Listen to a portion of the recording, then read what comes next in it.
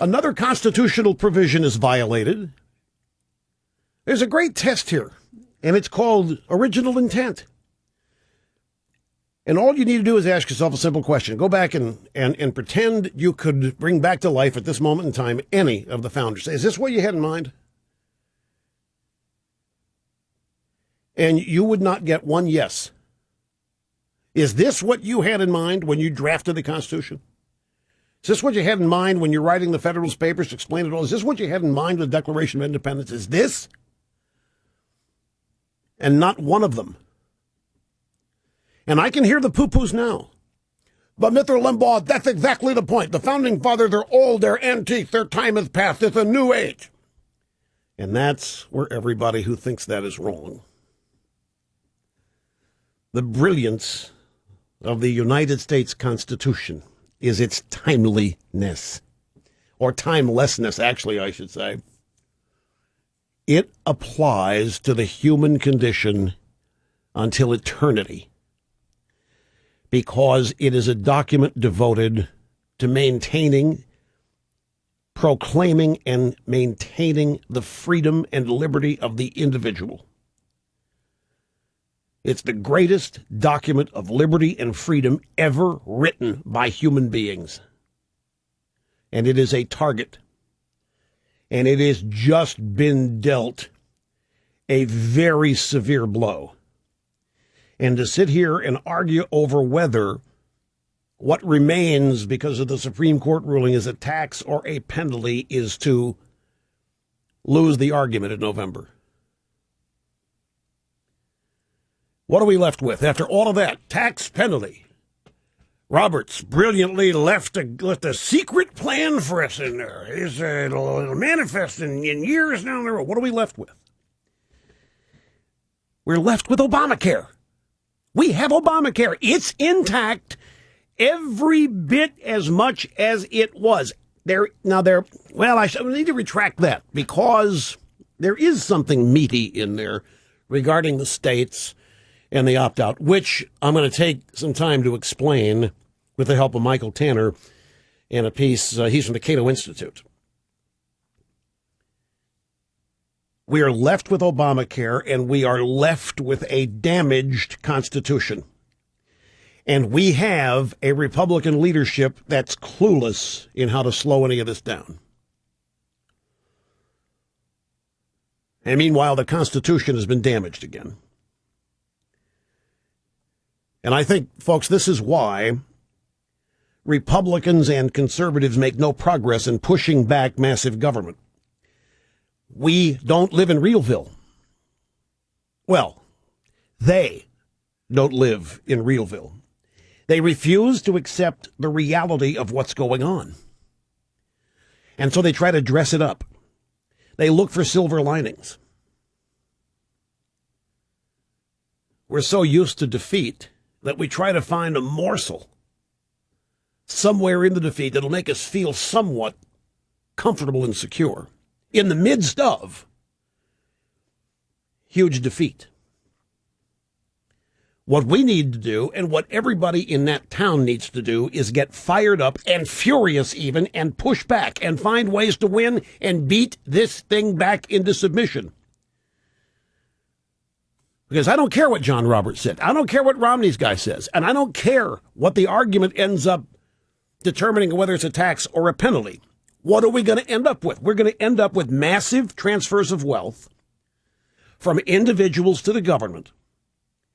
Individual patients, doctors, hospitals, nurses, drug companies. It will smother innovation, which is the key to our medical system. It'll turn our healthcare system into a federal DMV-like program. All around us is evidence the government cannot administer anything, much less something this monstrous and big. Despite that, people want to put all their faith and all of their hope in the notion that the government, populated now by a bunch of people who've never spent a day in the real world, in the private sector, they know better They have all the answers. They're the ones who can fix what's wrong. While we're in the midst of watching and living with them breaking everything, we want to say they're the ones to fix it. It's insane.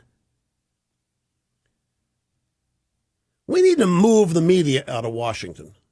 The media needs to go to Colorado and live around the fires. They need to go to Mexico or Arizona, New Mexico, and Texas and live near the border. They need a different perspective on life.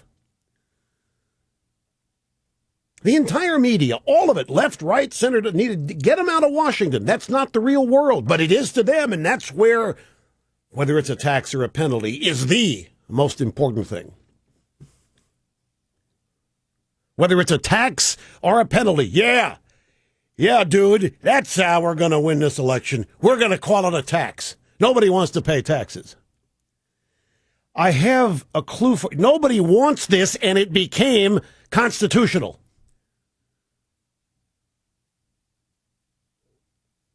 Fighting this is going to require much more than it looks like people are willing to engage in right now. But Mr. Limbaugh, what about the notion that your base is so fired up? Yeah, my answer to that is, our base is already fired up. Our base has been fired up.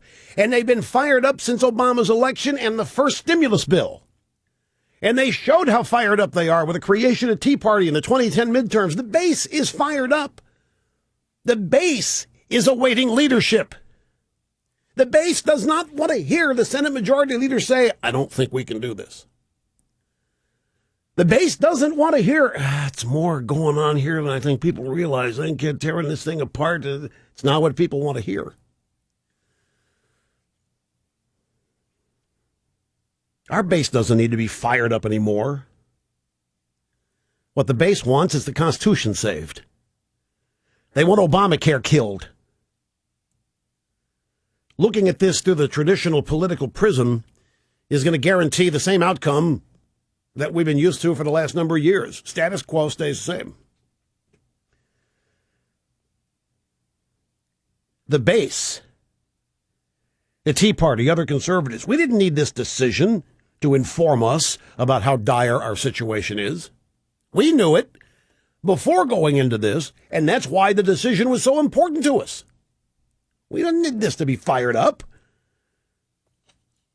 I hear people talk, base is really fired up. We got to make sure it's incoherence.